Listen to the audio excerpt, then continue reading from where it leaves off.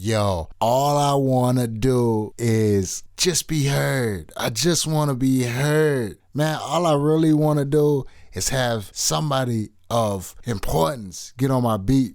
Artists that I love, man. I just want them on my beats. That's all I'm looking for. All I really want to do is put the team on. Yo, how many people have you heard say this? How many times have you said this? I know me personally, I've said it a few times. I can't even lie about it. But the truth is, this is one of the biggest lies we've told ourselves since we thought we have started business. And that's real talk. I'm going to break it down and explain it to you a little bit more. But before I do, yo, drop that intro. Yeah, this is the power of the hip-hop, a brand new movement, and we keeping your ears locked. Your game won't be the same after hearing what we got. With inspiration and info to make your career pop. The music is top-notch, the artists, they stay hot. Keep your head jumping like some rainbow flip-flops. Do it for the love, it won't stop until you a big shot. Without further ado, here is your crew with the top spot. Yeah, this is the power of the hip-hop. Yeah, this is the power of the hip-hop.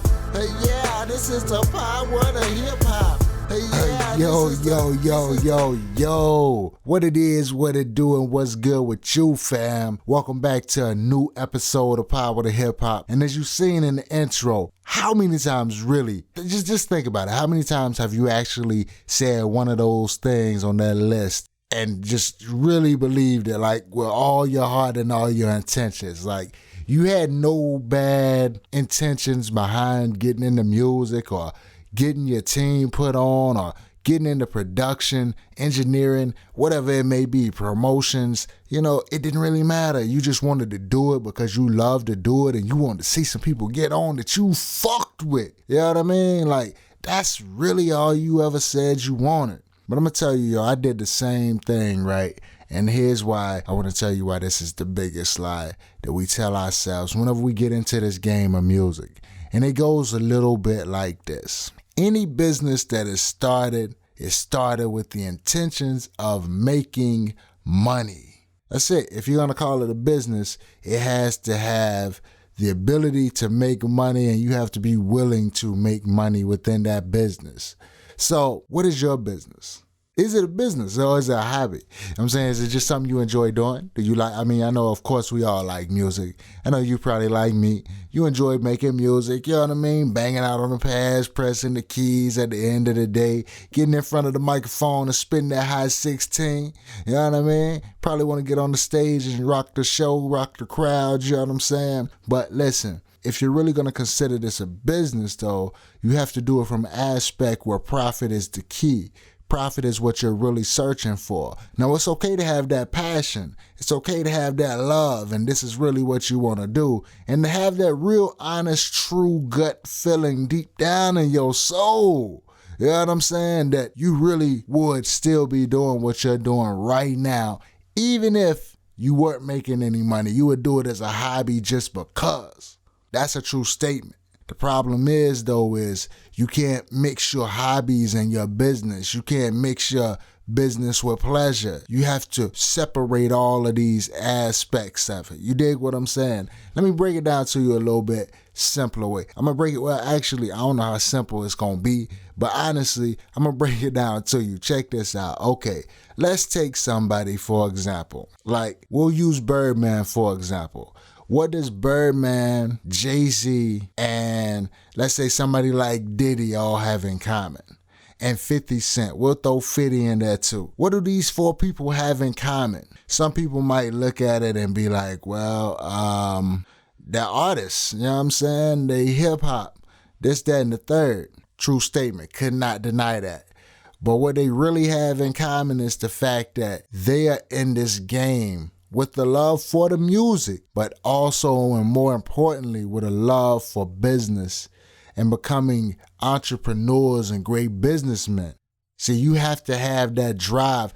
And I'm going to show you a prime example. Like I said, we're going to take somebody like Jay-Z. Let's start with Jay-Z, right? So we know Jay-Z came in as a rapper. He was hungry. This man was hungry. What happened? Well, if you know the story, you know that Dame and Jay as a team was crazy. Dame was a businessman, Jay was an artist. So we all thought that was the way it was set up, sorta. But we know that it was like an equal thing. It was an equal opportunity thing between the two, right? So what happened? Jay ended up splitting. He left. He did this. It's a lot of people say Jay shit on him. You know what I mean? Like real talk. But did he really shit on him though? I mean, you have to think about it in an honest perspective. Did he really shit on him? Let's take Birdman for example. Birdman came through. Nobody ever talks about it. Everybody want to act like Birdman and Mannie Fresh didn't have a group back in the day, the big timers. You know what I'm saying? Like, did everybody forget about that? Yo, y'all remember that song like Anaconda? Yeah, I used to. We ain't gonna get in there. Yo, check this out. So Birdman, of course, artist coming into the game. Also a businessman with the label, Cash Money. Get a group, still rapping, still doing the thing, goes from artist, starts moving into more of a role and a space of more of just a business owner who does rapping on the side. Mannie, of course, becomes the team producer, you know what I'm saying? And for good reason, because that man was killing it. You know what I mean? Like one of the biggest reasons why Cash Money had the success and the power that they had whenever they was popping. And they was the reason why they was able to do things that were undone at that point. You know what I mean? Why they were in that same questioning category and in the same space as someone like Master P and No Limit. You know what I mean? Like Mannie was one of those people that really highly influenced that. But getting back on Birdman though. Okay. Now, of course, looking at 2016 Birdman, motherfucker probably really wouldn't want to, rock with Birdman like that. And I say that just because, of all the stories of, artists don't get paid, yeah.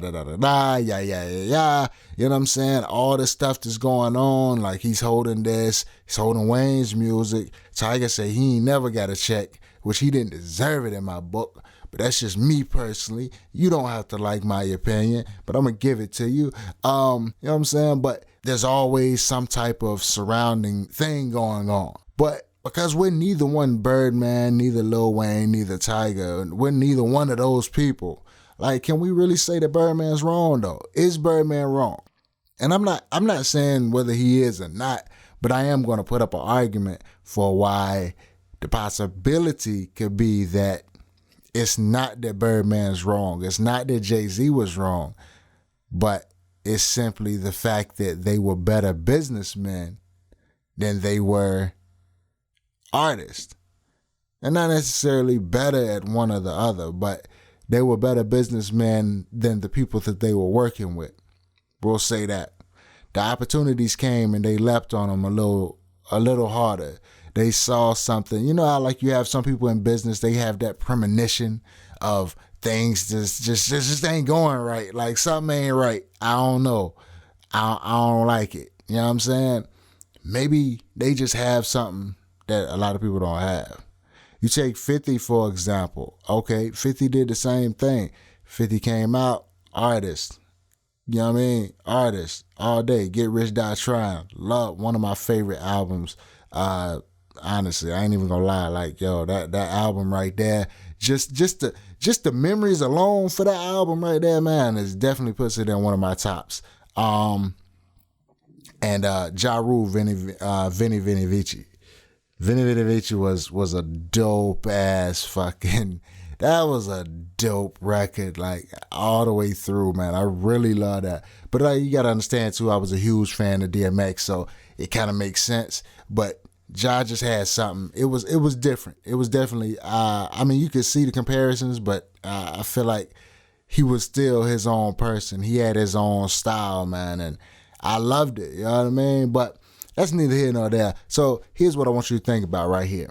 One of the biggest things is you have to really understand about because this is going to determine whether you consider Birdman or Jay-Z, or you can even look at somebody like a Diddy, you know what I mean, or 50, you know what I'm saying, and say if these guys were bad people because they ended up looking as though the people they were working with got the short end of the stick. Now, let's look this thing through. And this is what this is all about, right? It's all about having the thought process and the mind capacity and the ability to change your goals, to be able to adapt to the surroundings that you're being placed in. So what does that mean? Basically, what I'm saying is when you're an artist, you have to think like an artist. And if you're an artist that's using your art as a business, you have to think as a business person that is an artist. So what does that mean? Your ultimate goal is to sell music. Your ultimate goal is to get the biggest upfront pay that you can. You know what I'm saying?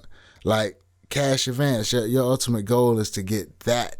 Your ultimate goal is to save as much as possible from not having to spend your advances on so much. You don't want to spend hundreds and thousands in studio time and millions on videos. You know what I mean? Like you want to limit that because that's your money.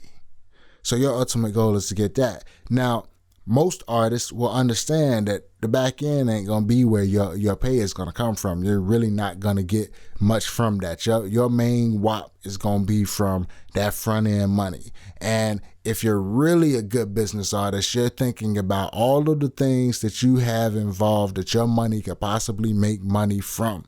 You know what I'm saying? And when I say your money, I mean your music, because your music is like your form of money. It's like its own form of money. Because your music isn't really so much of a commodity as it is a expense or an expenditure rather, and a form of cash that you can use. You know what I mean? Like a form of IOU that you can use to get you into other places where you can leverage that to make more money. So here's what I mean. Are you thinking about only the advance and how big the advance is and just thinking about what it's going to take to make a whole project? Or are you thinking about, I got show money, I got merch money, you know what I mean? Like I got all of this stuff. I might have some sync royalties from a deal that I did with Nike or Apple for commercials. You got to think about all of this stuff, you know what I mean? Like I might have somehow come up with a link up with somebody like a Coca-Cola or a Pepsi and get endorsements that way, like my endorsement money, things like that. Like anywhere that I could get money and generate revenue. Are you thinking about all of those places? Because if you're not, chances are that the person that's writing that contract on the other side with the other pen is. And that could look very bad. It could look like that person is greedy if they get the upper hand on you in that case. But there again, though, you should have the mindset of an artist as an artist and an artist that's an artist but a business. And we've already established, to have a great business, you have to generate funds. You have to generate income. You have to bring in a profit, or else the business is not a business. You can't run a business that's always in the negative. It doesn't work. All right, cool. So let's take like Jay-Z. You know what I mean? Went from artist, but also dabbled in with the business side of things. He was also in with the Rockefeller. You know what I mean? No, see, what's so unique about Rockefeller too is that you got to realize, like, Rockefeller as well as Cash Money, you know what I mean? Like it was a big time back in hip hop, and where you had so many independent labels such as like the Cash Moneys, the Rockefellers, the No Limit Camp, you know what I mean? Like where they were coming out and they wasn't just doing movies, music, they were doing movies. You know what I mean? They had their own brands of stuff. They were branching out into areas that, like, why is a rapper even out here? But people didn't realize that they weren't just rappers. You know what I mean? Like these were business entrepreneurs. They just happened to have a gift for rapping. So their mindset was able to switch. Their mindset was always able to put them in a winning position for whatever that contract that they're working on, whether it's for music, whether it's for beats, whether it was for movies, whether it was for the label, it didn't really matter. They had the right mindset to go out there and change that on a dime. And honestly, it's not so much about changing your mindset. It's just it's all about keeping yourself in a mindset of business. See, that's where people get lost at, man. They get lost in the sauce and drown out. You know what I mean? You got to stop looking at yourself as an artist. You got to stop looking at yourself as a producer. You got to stop looking at yourself as someone who's a designer, who does whatever. Nah, you're a businessman or woman. You are an entrepreneur. So if you're always in a business mind state, no matter what the deal is that you're trying to close on, you're going to be okay. That's the real key to it right there, just to be honest with you. Just to let you know ahead of time. That is the key. If you want to know how to really be able to be in the right mindset to make things happen as an artist, as a producer, to grow, and every change that you make is so fluid that you can't even tell. People forget that you were whatever you were before. It's so fluid. It's that fluid. You know what I mean? Like, that's what you're looking for. And that only comes by building your business skills, your entrepreneurial skills, your skills of speech, your skills of being able to interact with a human person, a human being. You motherfuckers out here is like trapped inside of little holes and closets and burrows and shit. And you forget what it's like to have a real interaction with another warm-blooded human being. You forget what a handshake is. It's hard to look people in their eye. You're like, you need these qualities. Like, you're going to be dealing with a lot of people that are just honest, like people that have way more experience in that game than you. And you know what really puts a person who's inexperienced in a great position is whenever they have the confidence to look experienced. When they have the confidence to feel like, I'm going to do what I got to do and I'm going to make it happen. And not just that, but they're okay with if at the end of it, if they don't get what they want, the answer no is never not an option. Sometimes you gotta walk away. Sometimes you gotta know when to turn your back. Sometimes that's the best move you can make depending on the position that you're put in. Sometimes that can turn the whole table. You know what I'm saying? Like, that can put their back up against the wall. Because let's think about it. From a business perspective, if they're coming to you, you already have something that they want, something that they see that they can exploit. Honestly, if you were in their position, once you grow and you may have your own label and you may bring your team in and you may say, I'm doing it for the homies, I'm trying to see my mans eat, and you're going to let your mans eat, but your man can't out-eat you. Your man can't out-eat the business. You can't give him 100% of the profit. You can't give him 100% of the income. You can't give him 100% of the revenue. You can't do it. It's not possible. Because if you do that, your man going to eat one good meal and he's going to starve for a lot more later on. Because you're not going to have a sustainable business. So, that's why I asked the question, is Birdman wrong? If Birdman makes a deal as the owner of a label, to where we all know the state of music right now and like how things really go. Music don't really sell, like physical CDs and shit like that. They ain't moving units like that. You know what I mean? Like, everything is digital. Like, really, like, I'm gonna be honest with you. I went out. It's been probably a few months ago. I went out actually looking because I still like to go look, purchase, hold, feel, look at the cover, the artwork and stuff of a physical CD. You wouldn't believe how hard it is to find a CD unless you have like a true record store, things like that. But that's the thing about it. Like, vinyl has become so popular again that you can find vinyl anywhere. CD is the new vinyl. CD is almost the new fucking 8-track. Like that shit is fading, son. It's fading. Like they building the cars now with its own memory and hard drive. You just throw in a CD, save that motherfucker to it, and kick it out. And, you know, toss that shit out the window. It's no good no more. You know what I mean? Like it's here. I got it already. If I need to get it off, throw in a flash drive. You know what I mean?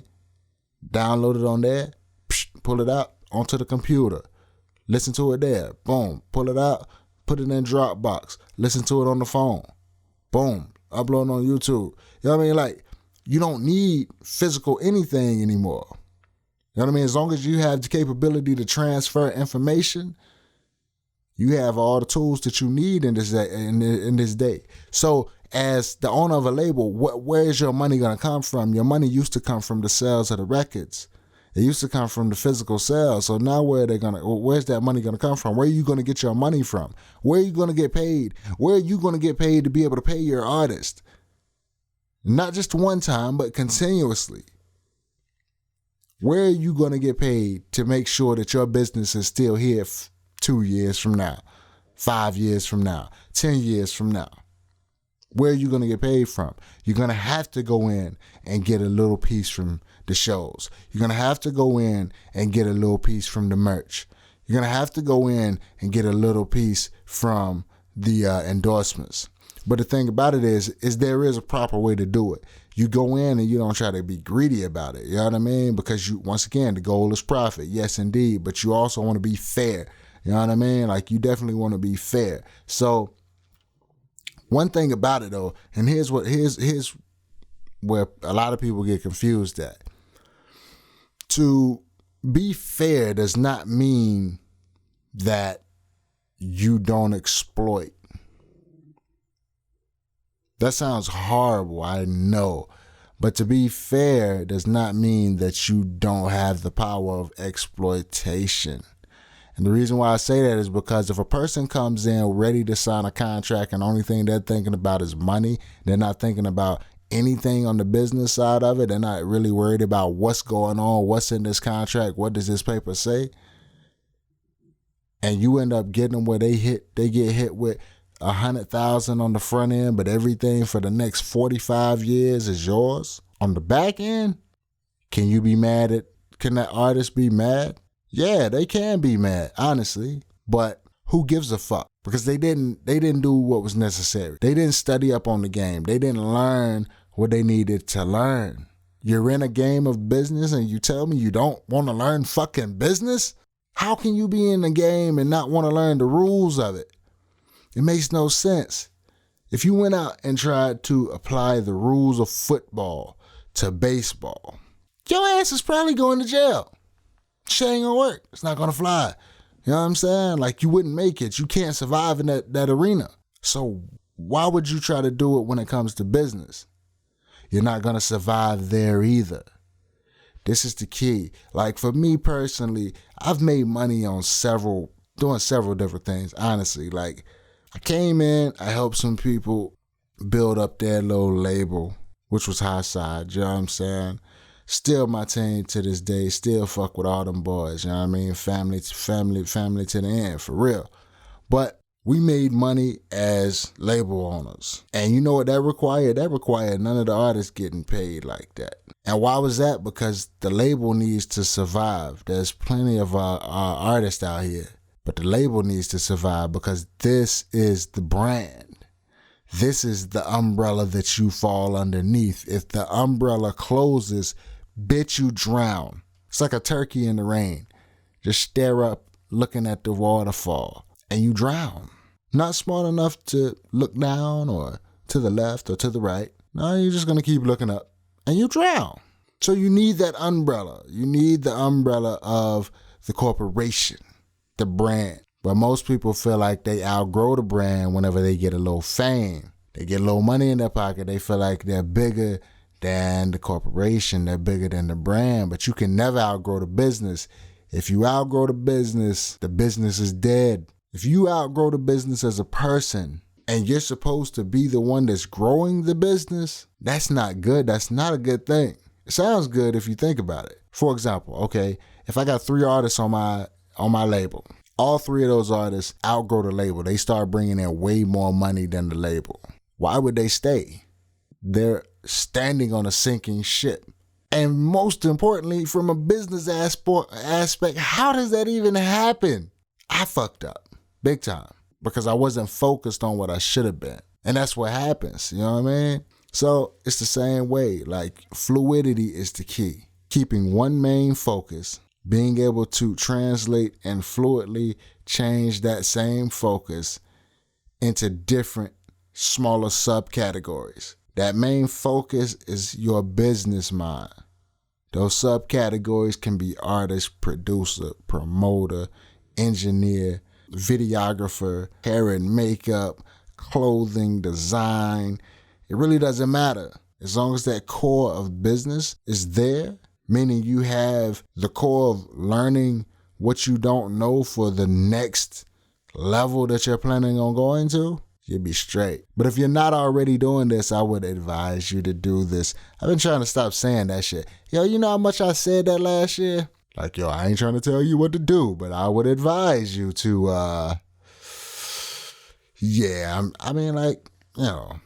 I'm just trying to, I'm just a man out here trying to help the people. You dig what I'm saying? That's all I'm trying to do. That's it. But yo, listen, I'm gonna stop talking now because I got the message across. I got the point across. I think you understand it. If you don't understand it, well, you know what you can do. You can always comment on Facebook on the page of Power to Hip Hop. You can comment me directly, LaRon Arson Robinson. You can comment on the website. You can comment a lot of places. But you can get in touch with me. Don't worry about it. But yo, if you do get it and you have a different opinion, you feel a little bit different about it, let me know. Let's figure it out because I don't know everything. You know what I mean? Like, I don't know everything. I've lived and experienced a lot of things, but there's still a lot of things because the game changes. It's like technology. It advances every week.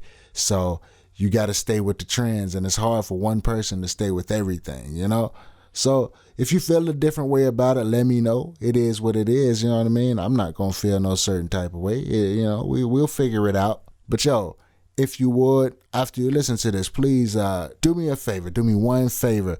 If you could go to iTunes, if you're already on iTunes listening, if you're not, that's perfectly fine. But if you could, just slide by iTunes real quick, type in the Power to Hip Hop, and find the podcast, like it for me, subscribe, and give me a rating. You know what I'm saying? Preferably the one that's I feel is deserving. From what people tell me, it's deserving, and that's 5 stars. But if you feel like it's 4 or whatever, you know what I'm saying, I ain't gonna be mad at you. You know what I mean? Just shoot a little comment, show me some love, man. I'm putting together some things right now. I'm working like a yard dog. That's that old Southern talk right there. Been working like a yard dog, trying to figure out all these pieces and how to make them fit together. And you'll understand a little more later on as things grow. But I just want to tell you, man, as always, I appreciate you. You know what I'm saying? I do. And don't forget, if you want to be a real, true supporter of the podcast and of Power to Hip Hop, and of myself, and of all the other stuff that's coming. The shit is continuously piling. I mean, I ain't even lying to you. But if you would like to be a supporter, you can always go to Patreon, Patreon, Patreon. And you can go over there, find me, Power to Hip Hop, and you can send a donation. Anything will do. You know what I'm saying? You can donate $1. You can donate $5, $10 a month. It really doesn't matter. You know what I'm saying? Like, however you want to do it. And I'm slowly building up content that is going to be specific depending on the level of donations per month. So, something special I'm working on. You know what I mean? We're going to work all that things out. And if you have any ideas of some things that you would like to see, that you would be willing to pay for, and you'd like to see, maybe get it at a discount, this would be a great way to get it by, sending in your feedback and let me know. And you can also reach me at arson@powertohiphop.com. power2hiphop.com. Shoot me an email there and I will get back with you ASAP. And yes, it will be me. I don't really care for the auto-responder thing. Not on a one-on-one thing, not whenever it's responding back, you know what I mean? At least not right now anyway. So, yeah, you definitely gonna be getting in contact with me. So, yo, listen, I'm finna get up out of here. My mouth dry, you know what I'm saying? I gotta go get something to drink. I'm a little hungry, all that, you know what I'm saying? So, as always, this is your boy Arson here, Power to Hip Hop. And remember, you got this, you got this, you got this. You dig what I'm saying? And I get with you. Deuces.